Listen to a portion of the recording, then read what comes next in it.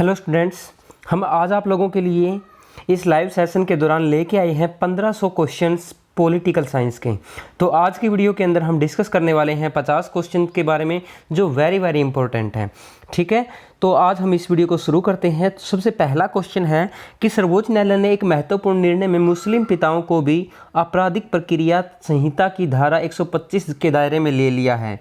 तो इस निर्णय में क्या है, तो किस चीज़ से रिलेटेड है ये निर्णय?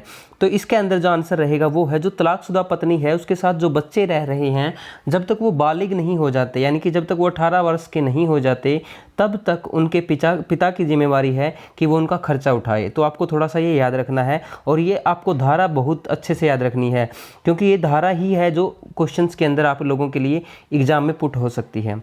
अब हम नेक्स्ट क्वेश्चन की बात करें तो भारतीय राष्ट्रीय कांग्रेस के प्रथम अध्यक्ष, तो प्रथम अध्यक्ष कौन थे भारतीय राष्ट्रीय कांग्रेस के? तो वो थे व्योमेश चंद्र बनर्जी। ठीक है, तो इनको दोबारा से कांग्रेस के अधिवेशन के अंदर कौन सा ऐसा अधिवेशन था जिसमें अध्यक्ष बने? तो ये 1892 में दोबारा से अधिवेशन हुआ था और इलाहाबाद के अंदर हुआ था। इस अधिवेशन के अंदर दोबारा से अध्यक्ष बने थे। अगर बात की जाए भारतीय राष्ट्रीय कांग्रेस की स्थापना कब हुई, तो भारतीय राष्ट्रीय कांग्रेस की अगर मैं स्थापना की बात करूं तो भारतीय राष्ट्रीय कांग्रेस की स्थापना आपको जैसा पता है 1885 ईस्वी के अंदर हुई थी। उसके बाद इससे इंपॉर्टेंट क्वेश्चन और जो भी बनते हैं मैं वो बताने वाला हूँ।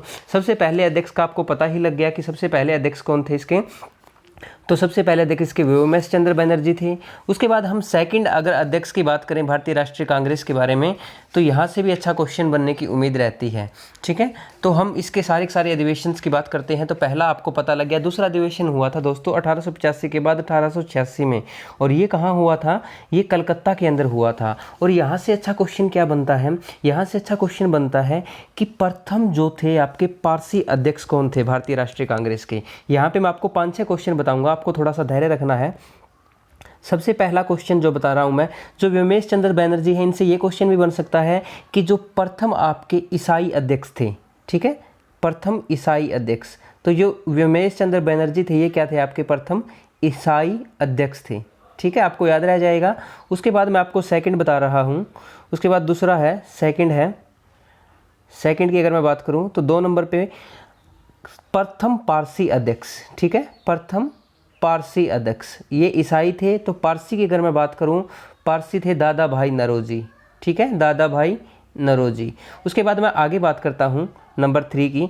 तो नंबर 3 की अगर मैं बात करूं तो प्रथम मुस्लिम अध्यक्ष, लगातार मैं सीरीज में चल रहा हूं, ये 1887 के अंदर हुआ था। ठीक है, तो प्रथम मुस्लिम अध्यक्ष की बात करूं तो वो थे बदरुद्दीन तैयब जी। बदरुद्दीन तैयब जी ये मुस्लिम अध्यक्ष थे, बदरुद्दीन तैयब जी। उसके बाद मैं नेक्स्ट क्वेश्चन की बात करता हूं नंबर 4, वो भी मैं सीरीज में ही चलूंगा। तो 1888 के अंदर जो अधिवेशन हुआ था इलाहाबाद में, तो इसके अंदर जो सबसे पहले अंग्रेज अध्यक्ष थे, ठीक है, सबसे पहले अंग्रेज अध्यक्ष, तो सबसे पहले अंग्रेज अध्यक्ष कौन थे? George Yule, George Yule. ठीक है, उसके बाद हम नेक्स्ट और वेरी इंपॉर्टेंट अध्यक्ष के बारे में बात करेंगे। तो वो कौन है? नंबर 5 पे हम बात करेंगे कि प्रथम हिंदू अध्यक्ष कौन थे? प्रथम हिंदू अध्यक्ष, भारतीय राष्ट्रीय कांग्रेस के प्रथम हिंदू अध्यक्ष कौन थे? तो ये थे आपके, इनका पूरा नाम था पी आनंद चार्लू। ठीक है, तो ये भी इंपॉर्टेंट क्वेश्चन आपका एग्जाम में बनता है। तो ये पी आनंद चार्लू का अगर पूछ ले जाए कि कौन से अधिवेशन के अंदर अध्यक्ष बने थे ये, तो ये आपके 7वें अधिवेशन के अंदर अध्यक्ष बने थे 1891 में। ठीक है, तो ये भी याद रखना है। अब मैंने आपको दोबारा से रिवीजन करवा देता हूँ मैं आपका। सबसे पहले अध्यक्ष जो बने आपके व्योमेश चंद्र बनर्जी, जो एक ईसाई अध्यक्ष थे। नंबर 2 की अगर मैं बात करूँ तो नंबर 2 की बात करूँ मैं, ईसाई के बाद पारसी अध्यक्ष बने थे दादा भाई नौरोजी। ठीक है, दादा भाई नौरोजी। और तीसरे अध्यक्ष की बात करूँ मुस्लिम अध्यक्ष की, बदरुद्दीन तैयब जी। उसके बाद नंबर 4 मैं अंग्रेज अध्यक्ष की बात करूं तो वो जॉर्ज यूल थे। और उसके बाद नंबर 5 में हिंदू अध्यक्ष की बात करूं तो पी आनंद चार्लू थे। तो इस तरह से भारतीय राष्ट्रीय कांग्रेस के अधिवेशन के अंदर अध्यक्ष पूछे जाते हैं। उम्मीद करता हूं मैं आपको ये सेशन अच्छा लग रहा होगा। एक बार जल्दी से इतने क्वेश्चंस बताने के लिए आप लोगों को अगर अच्छे क्वेश्चन लगे हैं ये, तो जल्दी से एक बार लाइक कर दीजिए वीडियो को और चैनल को एक बार जल्दी से सब्सक्राइब कर दीजिए। आगे देखते हैं नेक्स्ट क्वेश्चन की तरफ। भारत के किस विधान के अंदर असभ्यता समाप्त करने का प्रावधान है? तो दोस्तों मैं आपको बता देता हूँ, अनुच्छेद 17 के अंदर है। अगर मैं बात करूं भाग कौन सा है, तो भारतीय संविधान का ये भाग आपका तीसरा है भाग तीसरे के अंदर क्या कहा गया है, मौलिक अधिकार दिए गए हैं, मौलिक अधिकार का वर्णन मिलता है। तो भाग 3 के अंदर क्या मिलता है, 12 से लेके 35 तक अनुच्छेद मिलते हैं जिसमें मौलिक अधिकारों का वर्णन है। तो अगर मैं बात करूं 17 की, तो 17 क्या है, भाग 3 का जो पहला आपका पहला भाग 3 के अंदर जो सबसे पहला अनुच्छेद आता है वो आपका आता है मौलिक अधिकार। जो सबसे पहला मौलिक अधिकार है वो है समता का मौलिक अधिकार, ठीक है। तो समता का मौलिक अधिकार है या समानता का मौलिक अधिकार है, उसके अंदर जो अनुच्छेद है समता या समानता का मौलिक अधिकार 14 से 18 है। तो यानी कि समता या समानता के मौलिक अधिकारों में से ये अनुच्छेद 17 के अंदर दिया गया है। तो आशा करता हूँ आपको ये इन्फॉर्मेशन भी समझ में आई होगी। उसके बाद थोड़ा सा मार्कर का रंग चेंज कर लेते हैं क्योंकि ये थोड़ा सा आपको अच्छे से दिखाई नहीं दे रहा होगा, अब ठीक दिखाई देगा। उसके बाद हम बात करते हैं नेक्स्ट क्वेश्चंस की। कंट्रोलर एंड ऑडिटर जनरल कब सेवानिवृत्त होते हैं, यानी कि हम बात कर रहे हैं दोस्तों कैग की, कैग, ठीक है। तो कंट्रोलर ऑडिटर जनरल इनकी जो नियुक्ति होती है वो राष्ट्रपति करते हैं इनकी नियुक्ति, और इनकी नियुक्ति के बाद ये क्या होते हैं, तो इनकी आयु 65 वर्ष हो और या इनकी सर्विस को 6 वर्ष हो। इन दोनों में से कोई भी टाइम पीरियड अगर आप पहले हो जाता है तो उसी के दौरान क्या होता है, जो CAG कैग होता है उसके अकॉर्डिंग क्या हो जाता है, ये अपनी सेवा से निवृत्त हो जाते हैं, ठीक है। उसके बाद हम बात करते हैं मुख्य चुनाव आयुक्त। इनकी नियुक्ति कौन करता है, इनकी नियुक्ति भी राष्ट्रपति ही करते हैं, ठीक है। उसके बाद नेक्स्ट क्वेश्चन है वेरी वेरी इंपॉर्टेंट, किसी विधेयक को धन विधेयक होने का अंतिम निर्णय कौन देता है। तो कोई विधेयक धन विधेयक है या नहीं है उसका अंतिम निर्णय लोकसभा के अध्यक्ष ही देंगे, ठीक है। तो वेरी वेरी इंपॉर्टेंट है। और आपको ये याद रखना है कि धन विधेयक के संबंध में जो भी निर्णय लेना होता है वो सारा लोकसभा के अंदर होता है, राज्यसभा के अंदर इसका कोई भी निर्णय नहीं लेना होता, ना ही वो कोई संशोधन कर सकती है राज्यसभा, सिर्फ सिफारिश कर सकती है। और सिफारिश अगर माने लोकसभा तो अच्छी बात है, अगर ना माने तो वो कोई ज़रूरी नहीं है कि उसकी सिफारिश को माना जाए, ठीक है। और सबसे लास्ट और अंतिम क्वेश्चन धन विधेयक के बारे में बताना चाहता हूं कि जब भी धन विधेयक को प्रस्तुत किया जाता है लोकसभा में उससे पहले राष्ट्रपति की स्वीकृति लेनी आवश्यक होती है, ठीक है। उसके बाद हम बात करते हैं पर्सन नेक्स्ट है डॉक्टर BR अम्बेडकर, ठीक है। डॉक्टर BR अम्बेडकर ने किस मौलिक अधिकार को भारतीय संविधान का हृदय एवं आत्मा कहा है। तो दोस्तों मैंने अभी सबसे पहले आपको एक क्वेश्चन तो अभी बताया ही था कि जो मौलिक अधिकार होते हैं वो आपके भाग 3 के अंदर है, यानी कि भाग 3 में जो मौलिक अधिकार है वो हैं 12 से लेके 35 अनुच्छेद के अंदर है। लेकिन अब हम बात कर रहे हैं कि जो डॉक्टर भीमराव अंबेडकर हैं उन्होंने कौन सा ऐसा मौलिक अधिकार है जिसको उन्होंने संविधान का हृदय या आत्मा कहा है। तो ये क्वेश्चन आपका अच्छा बनता है। उन्होंने कहा है दोस्तों संवैधानिक उपचारों के अधिकार को, और संवैधानिक उपचारों के अधिकार की मैं बात करूं तो ये अनुच्छेद आपका 32 है, ठीक है दोस्तों। अनुच्छेद 32 के अंदर इसका वर्णन मिलता है। तो वेरी वेरी इंपॉर्टेंट है, तो आपको थोड़ा सा याद रखना है। उसके बाद हम बात करते हैं नेक्स्ट क्वेश्चन के बारे में। तो नेक्स्ट क्वेश्चन आपका क्या है, किसी मंत्री के विरुद्ध अविश्वास प्रस्ताव पारित हो जाने की स्थिति में क्या होता है।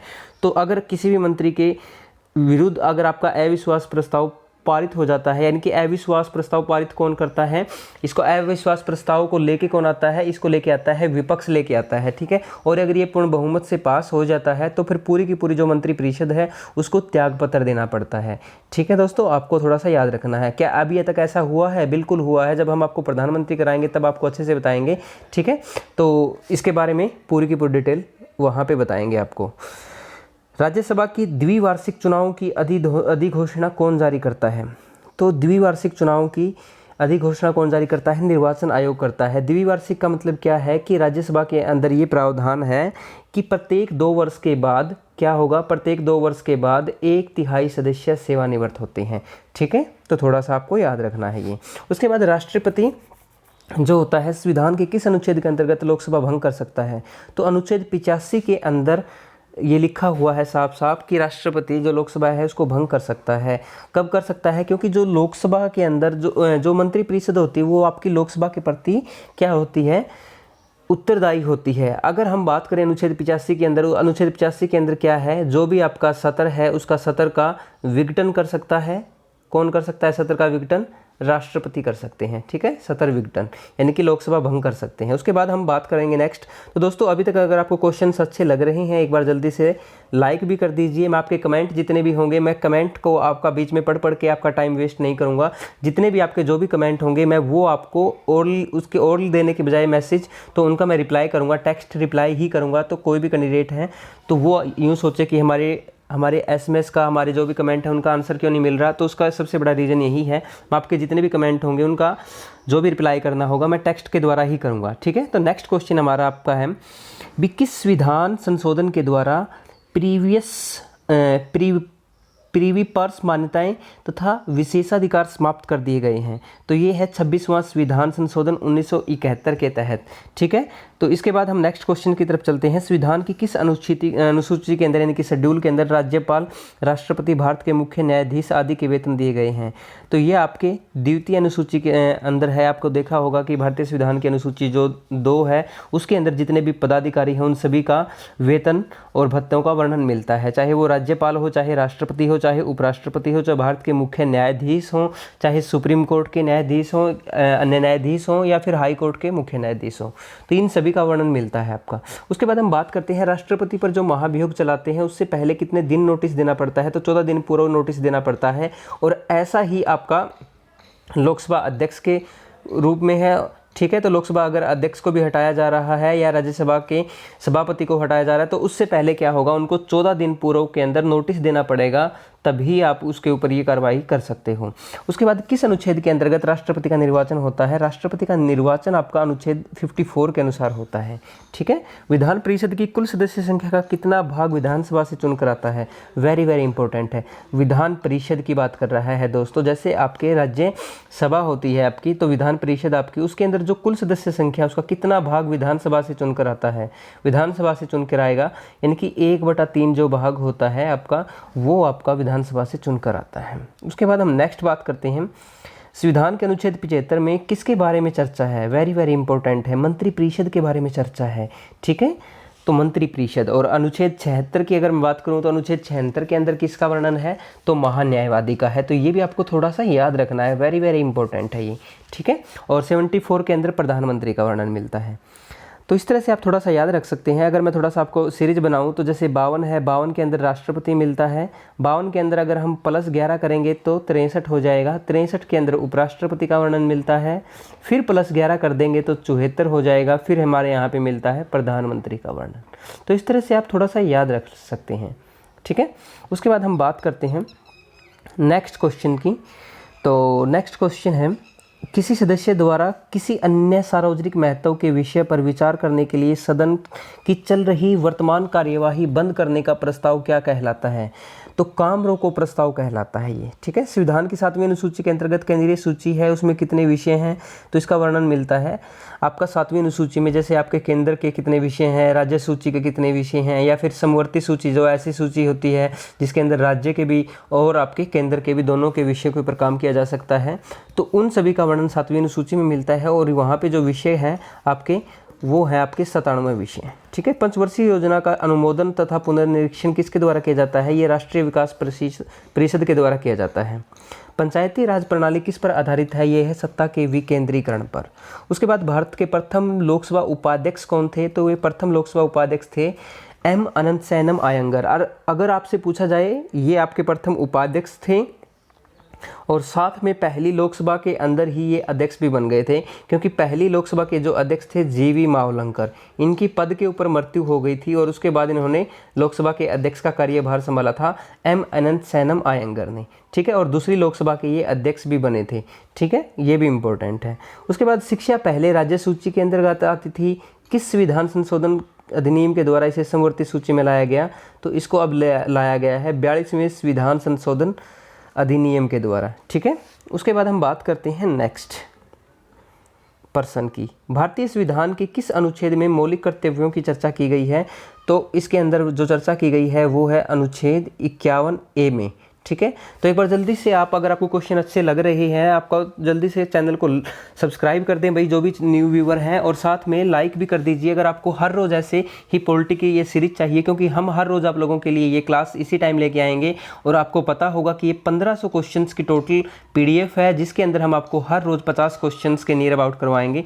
तो ये वेरी वेरी इंपॉर्टेंट है। उसके बाद हम बात करते हैं नेक्स्ट क्वेश्चंस के बारे में, संविधान के किस संशोधन के द्वारा संपत्ति के अधिकार को मूल अधिकारों की श्रेणी से निकाल दिया गया है? तो ये 44वां संविधान संशोधन था जो 1978 के अंदर हुआ था।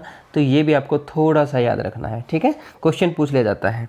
उसके बाद हम बात करते हैं स्वतंत्र भारत में राज्यसभा के प्रथम सभापति कौन थे? तो ये थे डॉक्टर सर्वपल्ली राधाकृष्णन जी, प्रथम सभापति। प्रथम सभापति कौन होता है? जो आपके उपराष्ट्रपति होते हैं, याद रखना है आपको ये, ठीक है। स्वतंत्र भारत के प्रथम लोकसभा अध्यक्ष गणेश वासुदेव वावलंकर थे। तो ये भी आपको वेरी वेरी इंपॉर्टेंट है। जम्मू कश्मीर के संविधान को किस अनुच्छेद के अंतर्गत विशेष दर्जा प्राप्त है? नहीं, प्राप्त था, ठीक है, 370 के अंतर्गत था। अब इसको थोड़ा सा क्या है, इसके बारे में हम बाद में विचार करेंगे, क्योंकि जम्मू कश्मीर आपका एक इम्पोर्टेंट आपका यूटी बन गया है अभी, ठीक है। तो उसके बारे में एक अच्छे से विस्तार पूर्वक अध्ययन करेंगे, क्योंकि अब वो एक राज्य नहीं रहा है, उसकी जो भी अनुच्छेद 370 के अंतर्गत विशेष दर्जा था वो समाप्त कर दिया गया है। लोकसभा सदस्यों को शपथ कौन ग्रहण कराता है? वेरी वेरी इंपॉर्टेंट है। वैसे तो आपका जो वर्णन मिलता है संविधान के अकॉर्डिंग अगर मैं बात करूँ तो राष्ट्रपति का वर्णन मिलता है, राष्ट्रपति ही उनको आपको शपथ दिलाएगा। लेकिन राष्ट्रपति अकेला बेचारा क्या क्या करे, काम बहुत हो जाते हैं। तो वो क्या कर सकता है, कोई भी एक व्यक्ति है लोकसभा सदस्य के, तो उसको क्या कर सकता है, जो मोस्ट सीनियर है, या फिर ये ज़रूरी नहीं है मोस्ट एक्सपीरियंस भी हो सकता है वो, या फिर किसी भी सदस्य को क्या कर सकता है, वो अधिकृत कर सकता है। और वो क्या होगा, एक प्रोटेम स्पीकर के रूप में अधिकृत होता है। और वो प्रोटेम स्पीकर जो होता है वो लोकसभा के सदस्यों को क्या करवाता है, शपथ दिलाता है। तो ये भी आपको थोड़ा सा याद रखना है, इंपॉर्टेंट है थोड़ा सा। अप्रत्याशित यानी कि अनफोर्स्क्रीन की मैं बात करूं, व्ययों की पूर्ति के लिए भारत की आकस्मिक निधि में से कौन धन निकाल सकता है? राष्ट्रपति निकाल सकता है, ठीक है। तो ये भारत की जो निधियां हैं इनके बारे में भी हमारी जो क्लासेस चल रही है संसद वाली, तो आप वहां पे भी देख सकते हैं, क्योंकि संसद की अभी हमारी बहुत सारी आपने देखा होगा 7-8 वीडियो आ चुकी हैं। आने वाले टाइम के अंदर आपको पूरी की पूरी संसद के बारे में डिटेल आपको करवा दी जाएगी। वहाँ पर आपका जो है थ्योरी लेक्चर चलेंगे और यहाँ पर आपके क्वेश्चनिंग चलेगी। तो आप दोनों तरह से आप पॉलिटिकल साइंस का भरपूर रूप से मज़ा उठा सकते हैं, ताकि कोई भी एग्जाम हो आपका क्वेश्चन गलत ना हो। उसके बाद हम बात कर रहे हैं किस सामाजिक बुराई को दूर करने के लिए शारदा एक्ट बनाया गया था? तो ये बाल विवाह को दूर करने के लिए बनाया गया था। संविधान सभा की जो प्रथम बैठक थी ये कब हुई थी? ये 9 दिसंबर 1946 को हुई थी। अगर आपसे पूछ लिया जाए कि संविधान सभा की जो प्रथम बैठक थी इसके अंदर प्रथम जो अध्यक्ष चुने गए थे, अस्थायी अध्यक्ष, वो कौन थे? तो जल्दी से एक बार कमेंट कर दीजिए इस आंसर को, जल्दी से कमेंट करके बताएं हमें कि संविधान सभा की प्रथम बैठक के अंदर जो प्रथम अध्यक्ष बनाए गए थे वो एक स्थायी अध्यक्ष बनाए गए थे, तो उनका नाम क्या है? जल्दी से हमें बताएं, ठीक है। आगे चलते हैं। भारत के पहले उप प्रधानमंत्री सरदार वल्लभ भाई पटेल, जिसको लौह पुरुष के नाम से जाना जाता था, वेरी वेरी इंपॉर्टेंट है। भारत में संघ राज्य क्षेत्रों का प्रशासन किसके द्वारा होता है? तो ये होता है आपका राष्ट्रपति के द्वारा। फिर हम बात करते हैं नेक्स्ट क्वेश्चन की, भारतीय संविधान की प्रस्तावना में समाजवादी, धर्मनिरपेक्ष तथा अखंडता शब्दों को किस संविधान संशोधन के द्वारा जोड़ा गया था? तो ये 42वें संविधान संशोधन के द्वारा जोड़ा गया था 1976 में, ठीक है। तो थोड़ा सा याद रखना है, इंपॉर्टेंट है, क्योंकि इस संविधान संशोधन से वेरी वेरी इंपॉर्टेंट क्वेश्चन बनते हैं आपके। हम बात करते हैं भारत का राष्ट्रपति अगर पद त्याग करना चाहता है तो वो अपना त्याग पत्र किसे दे सकता है?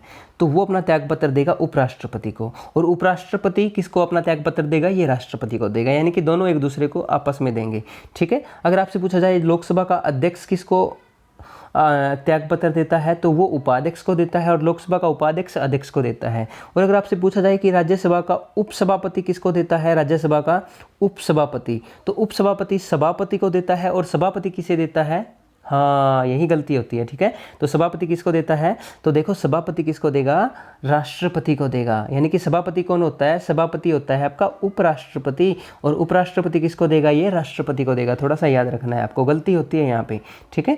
फिर हम बात करते हैं वित्त आयोग का गठन कौन होता है? वित्त आयोग का गठन होता है, तो यानी कि वित्त आयोग का गठन संविधान के प्रावधानों के अंतर्गत होता है वित्त आयोग का, ठीक है।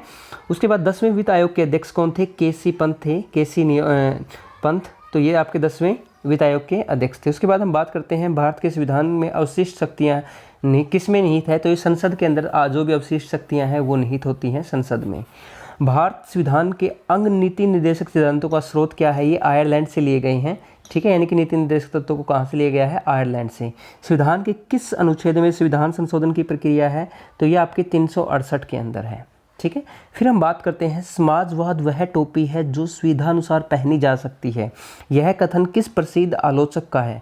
तो ये है दोस्तों CEM जोड का, ठीक है, थोड़ा सा याद रखेंगे। किस एक्ट के तहत भारत सचिव की स्थापना हुई थी? तो ये भारतीय परिषद अधिनियम था, 1858 के तहत हुई थी। परिसीमन आयोग का पदेन सदस्य कौन होता है? ये मुख्य चुनाव अधिकारी होता है जो परिसीमन आयोग का मुख्य पदेन सदस्य होता है। अगर आपसे पूछा जाए कि परिसीमन आयोग का गठन कब हुआ, तो वेरी वेरी इंपॉर्टेंट है।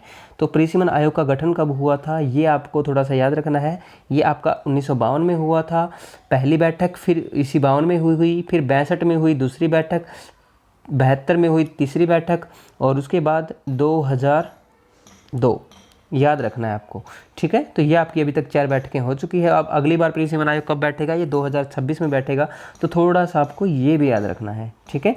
हम बात कर रहे हैं नेक्स्ट क्वेश्चन की। संविधान के किस अनुच्छेद में यह उक्ति है कि केंद्रीय कार्यपालिका शक्ति के प्रयोग में कोई व्यवधान न उपस्थित हो उल्लेखित है? तो ये अनुच्छेद 257 के अंदर है। फिर हम बात करते हैं सार्वजनिक लेखा समिति में राज्यसभा के कितने सदस्य होते हैं? तो 7 सदस्य होते हैं, ठीक है, सार्वजनिक लेखा समिति में। तो उसके बाद हम बात करते हैं किस विधान संशोधन के तहत लोकसभा का कार्यकाल 6 वर्ष से घटाकर 5 वर्ष कर दिया गया था? तो लोकसभा का जो कार्यकाल था वो कौन से संविधान संशोधन के तहत किया गया था? ये 44वें संविधान संशोधन के तहत किया गया था 1978 के अंदर। आपको पता होगा जो आपकी 5वीं लोकसभा थी उसका जो टाइम पीरियड था वो 1971 से था, 1971 से 1976 तक होना था, लेकिन 1971 से लेकर 1970 तक यानी कि 6 साल का जो टाइम पीरियड बनाया गया था, तो इसके दौरान बनाया गया था इनका, यानी कि यहाँ पे जो लोकसभा का कार्यकाल था वो 6 वर्ष बढ़ा दिया गया था, लेकिन इसको वापस कितने साल कर दिया गया? 5 वर्ष कर दिया गया, ठीक है, थोड़ा सा आप याद रखेंगे। फिर हम बात करते हैं संविधान के मूल कर्तव्यों से संबंधित प्रावधान किस समिति की संस्तुतियों के आधार पर सम्मिलित किए गए हैं? तो ये सवर्ण सिंह समिति के तहत आपके सम्मिलित किए गए हैं। तो आज की वीडियो के अंदर हम इतने ही क्वेश्चंस करेंगे। तो वेरी वेरी इंपॉर्टेंट आपने देखा होगा आज का जो ये सीरीज रही है।